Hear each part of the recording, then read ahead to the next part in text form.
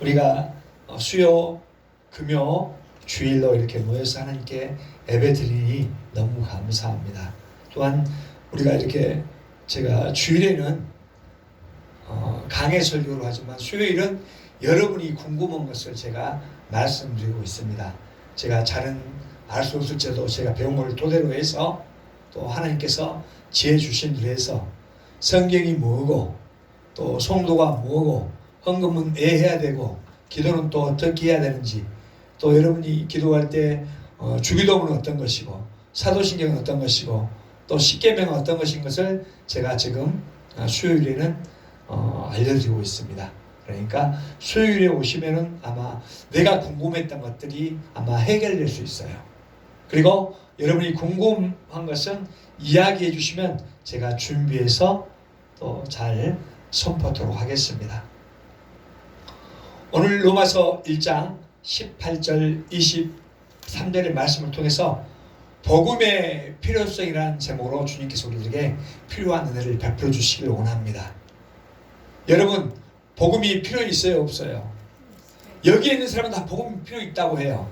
그렇지만 밖에 있는 사람은 나는 복음이 필요가 없습니다. 나는 돈만 있으면 돼요. 요즘은 가족이 없어도 된다고 말을 해요. 가족 없이 혼자 자기가 우뚝 설 수 있습니까? 그렇지 않잖아요. 전에는 학교가 어디 나왔어? 고향이 어디야? 이걸 상당히 귀중하게 생각해요. 지금은 혼자 태어난 것처럼 자기가 왕이 돼서 살아갑니다.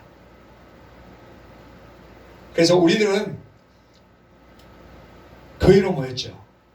예, 복음의 필요성을 잘 알고 있기 때문에. 복음이 뭐라고 그랬어요? 네? 네, 좋은 소식이라고 말했죠. 요한계리온. 네, 좋은 소식이라고 말씀을 드렸습니다. 근데 우리 성도님께서 잊어버리지 않고 다 기억해 주셔서 감사합니다. 바울은 복음을 설명하기 위해서 그 앞전에 나쁜 소식부터 이야기를 합니다. 네, 그래야 복음을 바로 알 수 있기 때문에. 복음은 우리가 생각할 단순히 인간 문제가 아니에요. 나는 복음 없어도 사는데 아무 문제가 없어. 돈이 많으면 돼. 나는 지위가 있으면 돼. 난 내 맘대로 살 거야. 복음은 단순한 인간 문제를 개선하는 게 아니에요. 믿는 사람이나 믿지 않는 사람 다 누구나가 복음 안에 들어와서 구원을 받아야 돼요. 애죠. 이게 하나님의 능력이기 때문이에요. 지금은 내가 떵떵거리고 살지만 몇백억이 있지만 이 세상 끝날 거 가지고 가요? 가지고 갈 수 없어요. 아무리 인정받는 재능 있는 사람이지만 이 세상 끝나면 그것은 자기와 무관합니다. 그렇지만 구원은 어때요? 이 세상이 끝나고 하나님과의 관계가 영원히 지속되는 거예요. 이게 하나님의 능력이에요. 18절 한번 읽어볼까요? 18절 시작. 하나님의 진노가 불의로 진리를 막는 사람들의 모든 경건하지 않음과 불의에 대하여 하늘로부터 나타나니. 무슨 말인지 이해하시겠죠? 무슨 말인지 이해하는데 좀 복잡할 수 있을 것 같아요. 쉽게 말하면 좋은데 이 구절은 복음의 반대편을 보여주고 있습니다. 복음은 우리들이 모여서 예배 드리는 게 하나님을, 주님을, 예수님을 우리 구주로 믿고 주는 그리스도의 살아계신 하나님 아들입니다. 이 고백인데 이 반대편을 보여요. 자, 믿는 사람에게는 뭐가 주어지죠? 구원이 주어져요. 구원이. 그러면 믿지 않는 사람들에게는 반대쪽이 주어지겠죠. 하나님의 진노가 나타나는 거예요. 이렇게 말하면 쉬워요. 그렇죠? 믿는 사람은 구원이 주어지고 믿지 않는 사람은 하나님의 진노가 나타나요. 이렇게 말하면 쉬운데 지금 오늘 말은 좀 논리적으로 모순이 있어서 잘 이해할 수가 없어요. 그리고 우리들은 예수님을 잘 믿지만 사람들은 믿지 않는 것이 아니라 믿지 않기로 작정했다는 것을 말할 수 있어요.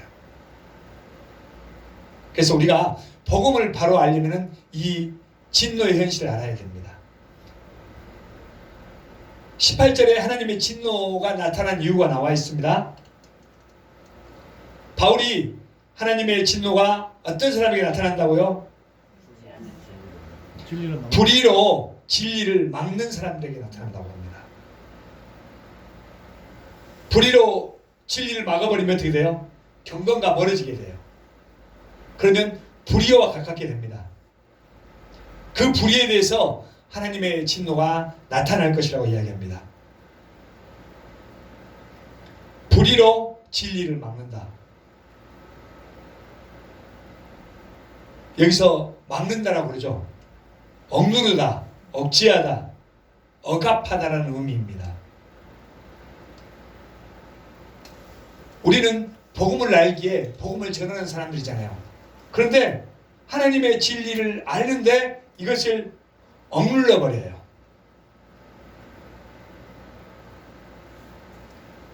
하나님의 진리를 억눌러 버리면 어떻게 되죠? 기준이 있어요, 없어요? 기준이 없어져 버리잖아요. 진리가 있는데 자기가 그것을 억눌러 버려요. 자기가 기준이 되어 버리는 거예요. 이것이 선악과를 먹은 티를 내는 거예요. 자기가 판단하는 거예요. 진리가 있어서 이건 잘못된 거고 이건 잘한 거야 이렇게 알려줘야 되는데 자기가 왕이 되는 거예요. 자기가 이랬다 저랬다 하게 되는 겁니다. 이것이 인간의 가장 근본적인 죄예요. 혹 우리가 하나님의 진리를 아는데 내 마음대로 억눌러 버린 적 없습니까? 우리가 이걸 해야 되는 줄 알아요. 이게 바른 건 줄 아는데 내 마음대로 했던 거 있습니까? 사실은 이런 것들이 성령님을 해방하는 거예요. 우리의 마음속에 하나님께서 감동을 주시죠. 이렇게 하라고. 나는 필요 없어. 내 마음대로 할 거야. 예, 자기가 주인 되고 자기가 진리를 이렇게 저렇게 하는 거예요. 이게 불의가 진리를 막는 거예요. 여러분 거짓말 해봤죠? 혹시 도둑질도 해봤나요? 저는 도둑질도 해봤습니다. 이제 자랑하려고 하는 게 아니에요. 사람들은 거짓말하고 도둑질하고 살인을 해요. 그런데 더 깊은 죄는 다 똑같은 죄이지만 하나님을 알면서도 하나님을 인정하지 않는 거예요. 이게 죄의 본질이에요. 하나님을 아는데 하나님을 인정하지 않아. 하나님은 이렇게 살라고 말했는데 자기 마음대로 살아가면 돼요.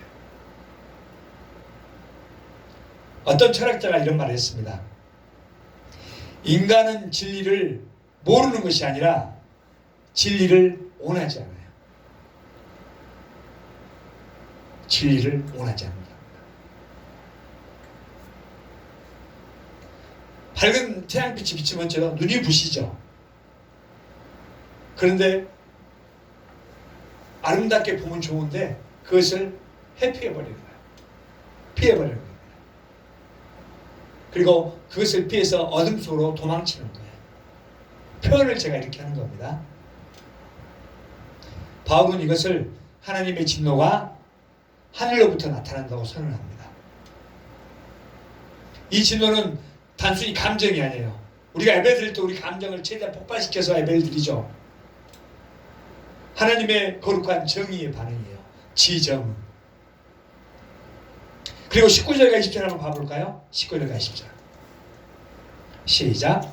이는 하나님의 알만한 것이 그들 속에 보임이라. 하나님께서 이를 그들에게 보이셨느니라. 창세로부터 그의 보이지 아니하는 것들 곧 그의 영원하신 능력과 신성이 그가 만드신 만물에 분명히 보여 알려졌나니 그러므로 그들이 핑계하지 못할지니라. 아멘. 예수님을 믿는 사람이나 예수님을 믿지 않는 사람들이나 다 하나님이 계시다는 걸 알아요. 이는 하나님을 알만한 것이 그들 속에 보임이라. 하나님께서 이를 그들에게 보이셨다라고 해요. 예수 믿는 사람은 하나님을 찾아요. 예수를 믿지 않는 사람도 하나님을 찾아요. 하나님은 자신을 숨기시지 않으셨어요.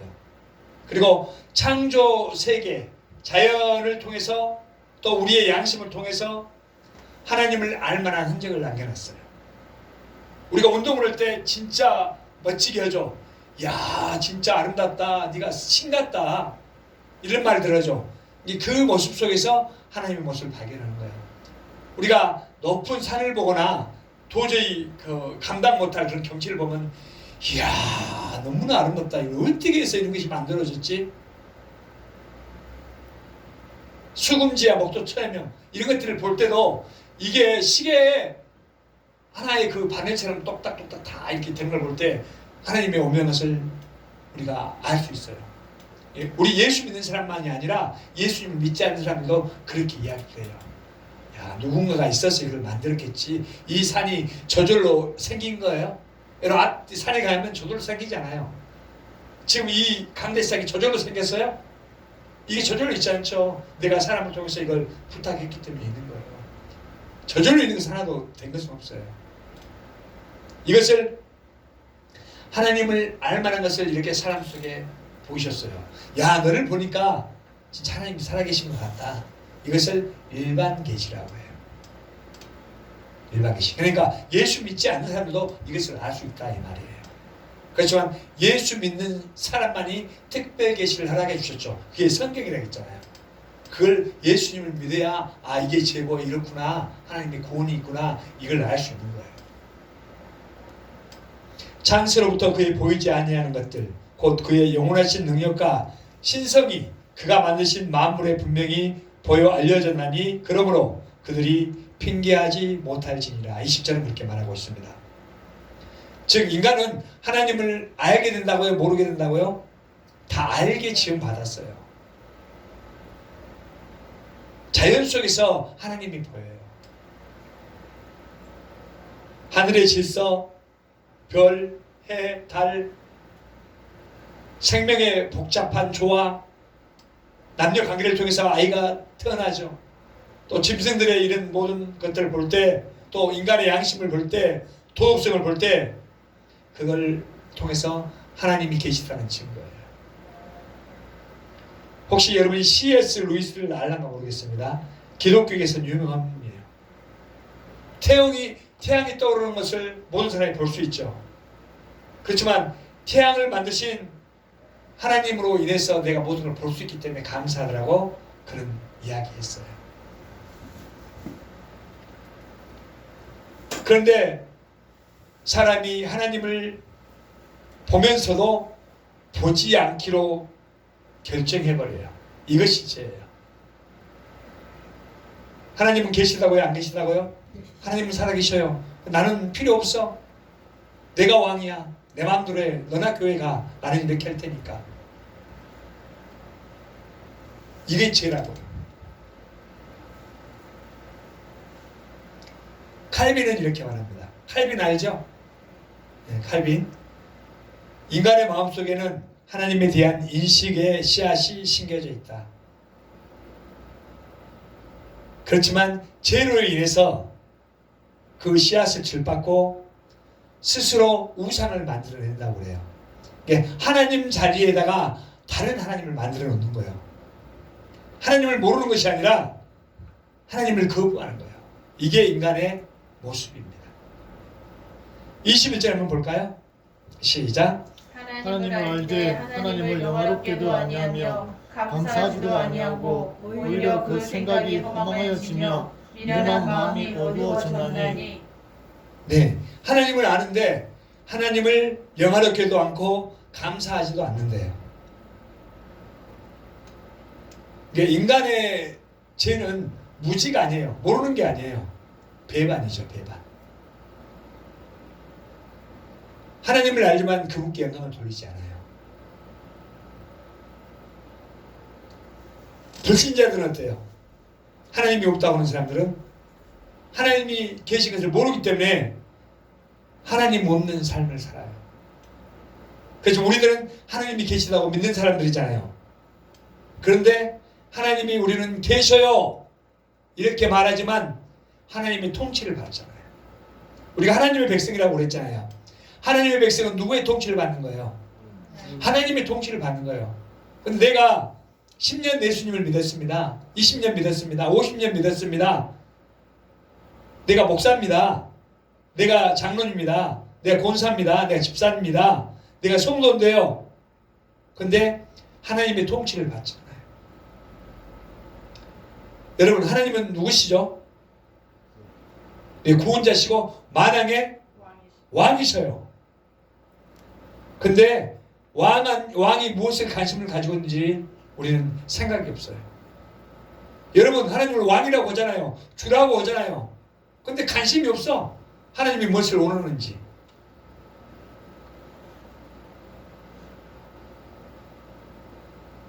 불신자들은 하나님께 관심을 안 갖겠죠. 그리고 그들은 자기 마음대로 살다가 심판이 있어요. 근데 신앙인은 하나님을 믿는다고 하는데 사실은 불신앙이에요. 신앙이라고 하지만 하나님을 자기 마음대로 믿어요. 고쳐야 되겠죠. 그렇지 않으면 심판받게 돼요. 예수님을 믿는 우리는 정죄받지 않는다고 했죠. 근데 잘못 믿고 있어.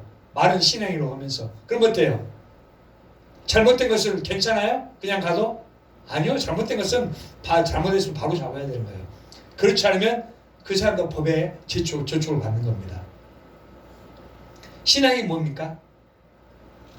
신앙이. 권사님, 신앙이 뭐죠?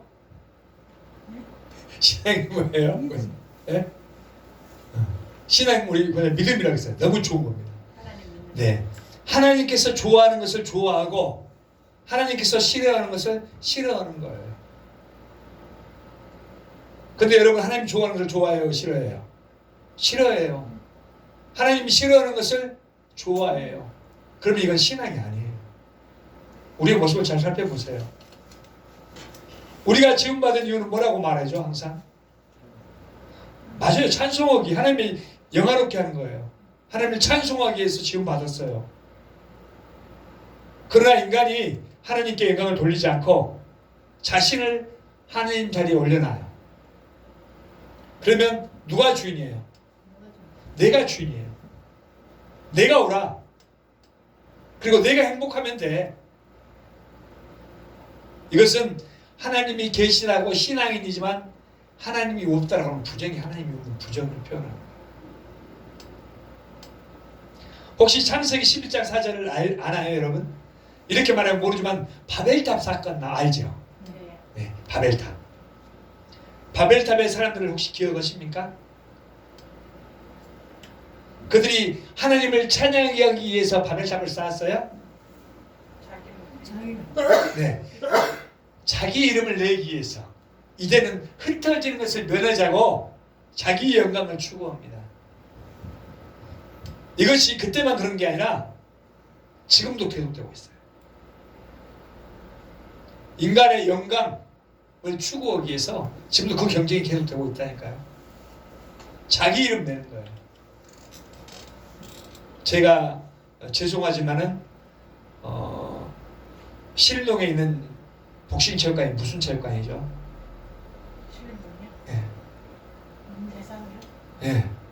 사실은 그 부분도 내가 나 깊은 데 들어가 보니까 내 이름을 내려고 하지 않냐 그런 생각이 들어요. 음. 21절 후반절에는 생각이 허망해진다고 합니다. 하나님을 거부한 인간의 결과가 그거예요. 한번 읽어볼까요? 시작. 하나님을 알되 하나님을 영원하게도 아니하며 감사하지도 아니하고 오히려 생각이 허망해지며 미련한 마음이 어두워졌나니. 아멘. 이게 죄의 결과예요. 생각이 허망해지는 거예요. 혹시 우리 그럴 때 있죠? 자기는 바르게 한다지만 마음이 어두워졌어요. 그럼 어두워지면 바로 알 수가 없어요. 볼 수가 없어요. 21절에는 스스로 지혜로운 척하지만은 실제로 어리석게 된다는 겁니다. 어둠 속에 있다는 거예요. 어둠 속에 있으면 보여요, 안 보여요? 어둠 속에는 보이지 않아요. 이 말은 단순히 도덕적으로 이게 비판이 아니라 존재론적으로 심판을 이야기하는 거예요. 자기가 그러면 하나님을 안 찾죠. 자기가 하나님이니까. 하나님을 내가 믿는다고 하는데 다 내가 내 마음대로 하려고 해. 이것은 심판이에요, 결론은.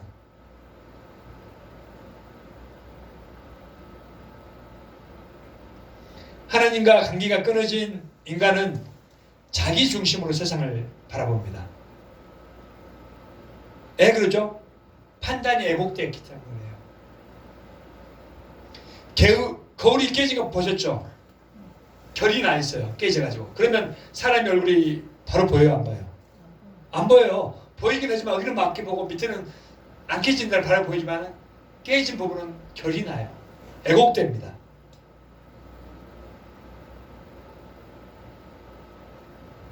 바로 우리 내면의 거울이 죄로 인해서 깨지면 우리 눈으로 시각으로 바라보게 되는 거예요. 그렇기 때문에 하나님과 세상을 바로 볼 수가 없습니다. 24절 한번 읽어볼까요? 24절 시작. 그러므로 하나님께서 그들의 마음을 정욕대로 괴로움에 내버려 두사 그들의 몸을 서로 욕되게 하게 하셨으니. 아멘. 그게 심판이에요. 자기 마음대로 살도록 내두는 거예요. 썩어지지 않는 하나님의 영광을 썩어질 것으로 바꾸어버립니다. 이 사람들은. 그러니까 어떻게 바꾸죠? 하나님의 영광을 썩어질 사람의 모습을 새기는 거예요. 그리고 봤죠, 여러분? 동상을 새겨놓고 또 어떤 데는 새를 새겨놔요. 또 짐승을 새겨놔요. 벌레를 새겨놔요. 풍뎅이를 새겨놔요. 개구리를 새겨놔요. 다 동물 우상의 모양으로 바꿔버려요. 그럴싸하게. 하나님의 형상을 그렇게 바꿔서 그걸 숭배한다니까요. 그렇지 않으면 자기들 얼굴을 내거나 자기 이름을 내거나. 이것이 인간의 타락의 정점입니다. 하나님의 영광을 버리고 피조물의 모양을 숭배해요. 고대에는 어떻게 했어요? 금으로 부어서 상을 만들어요. 그리고 거기에 절하는 거예요. 그래서 십계명이 그렇게 말하잖아요. 새로 생긴 상이나 이런 걸 만들지 말라고, 절하지 말라고. 오늘날은 어떻게 해서 만들죠? 오늘은 돈, 명예, 성공, 쾌락, 이거 앞에 우리 저러고 있어요. 뭘 쫓아가요? 돈을 쫓아가요. 쾌락을 쫓아가요. 성공을 쫓아가요. 오늘날 우상이 뭐예요? 나는 내 캐리어를 위해서 살아요. 나는 내 자녀가 잘 될 것을 위해서 살아요. 나는 내 만족을 위해서 살아요. 내 평안을 위해서 살아요. 이게 인생의 목적이에요. 우리 아들들이 잘 되면 되지. 돈 있으면 행복하지. 빌라, 아파트 하나 있으면 되지. 이런 것들이 우상이에요. 현대로 번역하면 우상숭배라는 말이에요. 우상숭배. 칼빈은 뭐라고 한 줄 아세요? 인간의 이 마음이 우상공장이다 그랬어요. 우리 마음속에 뭐가 나와요? 그것들 만드는 공장이에요. 하나님을 잃어버리면 하나님 대신에 다른 무언가를 올려놔요. 하나님 자리에다가. 이게 우상이에요. 이러한 진노 속에서 드러나는 게 있어요. 이게 복음입니다. 복음이 아까 뭐라 했어요? 좋은 소식이라 했어요. 살리는 소식이에요.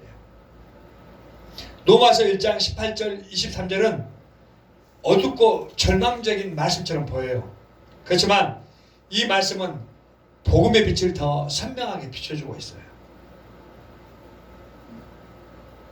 하나님은 이런 인간을 버리시지 않습니다.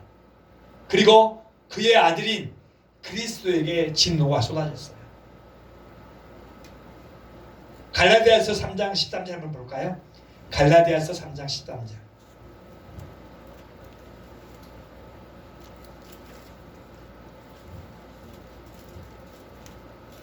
찾으셨으면 먼저 읽으셔도 됩니다.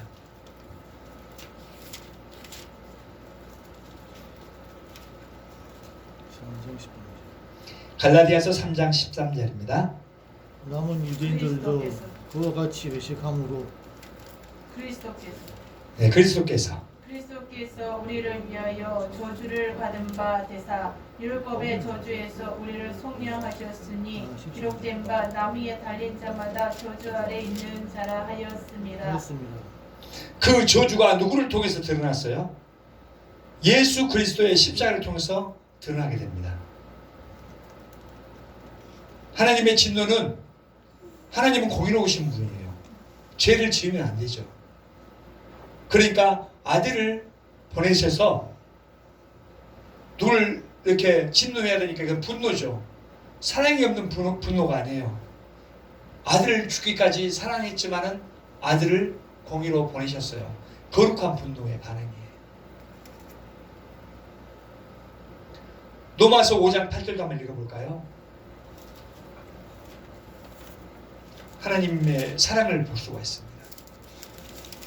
복음이 어떤 건가? 로마서 5장 8절. 우리가 아직 죄인 되었을 때에 그리스도께서 우리를 위하여 죽으심으로 하나님께서 우리에 대한 자기의 사랑을 확증하셨느니라. 아멘. 하나님께서 자기의 사랑을 확증했다고 말합니다. 우리들은 하나님을 거부했죠. 하나님은 우리를 아시고 사랑하셨다는 거예요. 아들을 보내서 죽이기까지. 그럼 우리는 어떻게 살아야 돼요? 하나님의 영광을 위해서 살아야 돼요. 우리가 매일 말하잖아요.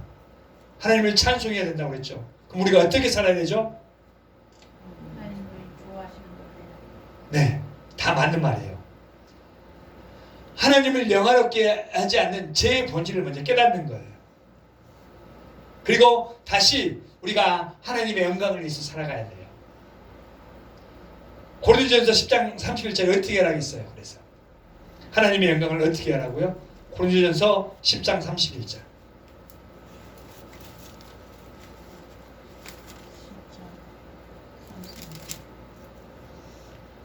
그런즉 너희가 먹든지 마시든지 무엇을 하든지 다 하나님의 영광을 위하여 하라. 아멘. 이게 감사예요. 하나님께 감사하지 않는 건 죄의 시작이에요. 감사는 믿음 회복의 첫걸음이에요. 뭐가요? 감사가. 우상 숭배를 끊고 오직 그리스도 안에서 하나님께 예배하는 자로 서야 돼요.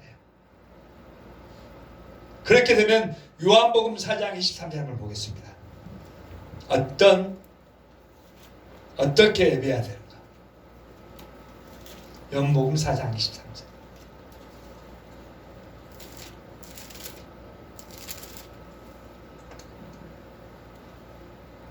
하나님께 참되게 예배하는 아버지께 참되게 예배하는 자들은 영과 진리로 예배할 때가 오나니 곧 이때라. 아버지께서는 자기에게 이렇게 예배하는 자들을 찾으시느니라.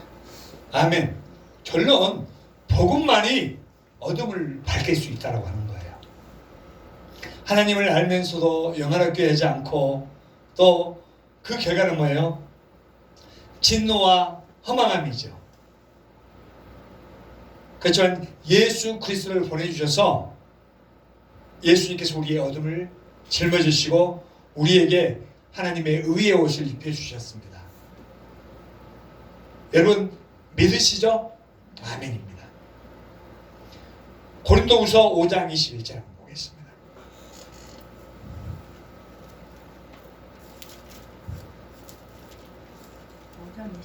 네, 5장 21절. 우리를 어떻게 하시려고 그런 취하는가 한번 보겠습니다. 하나님이 죄를 알지도 못하신 이를 우리를 대신하여 죄로 삼으신 것은 우리로 하여금 그 안에서 하나님의 의가 되게 하려 했습니다. 아멘. 우리가 하나님의 의가 되기 위해서 그렇게 하셨다는 거예요. 이제는 우리는 하나님의 진노 아래 더 이상 있지 않게 됐습니다. 우리가 하나님과 연결되지 않는 부분이 있다면 다른 영역들은 다 뭐와 연결되어 있어요? 죄와 연결되어 있어요. 내가 예배하지 않으면 그건 다 죄와 연결되어 있어요. 내가 하나님의 먹든지 마시든지 하나님의 영광이 아니면 다 죄와 연결되어 있어요. 우리는 하나님과 죄의 그 선상 사이에 있는 겁니다. 우리가 무엇을 하든지 하나님의 영광을 위해서 하는 거예요. 우리들 교회는 복음이 필요해죠. 하나님의 의를 굳게 붙잡아야 됩니다. 우리가 예배 드릴 때만이 아니라 범사의 삶에서 그렇게 하는 거예요. 우리가 교회 와서 예배드린 거에 하나님의 은혜에 감사해서 살아내기 위해서예요. 오늘 이 말씀을 우리에게 주셨습니다. 이번 주간 이 말씀 붙잡고 다 복음 안에서 다 살아내시길 바랍니다. 기도하겠습니다.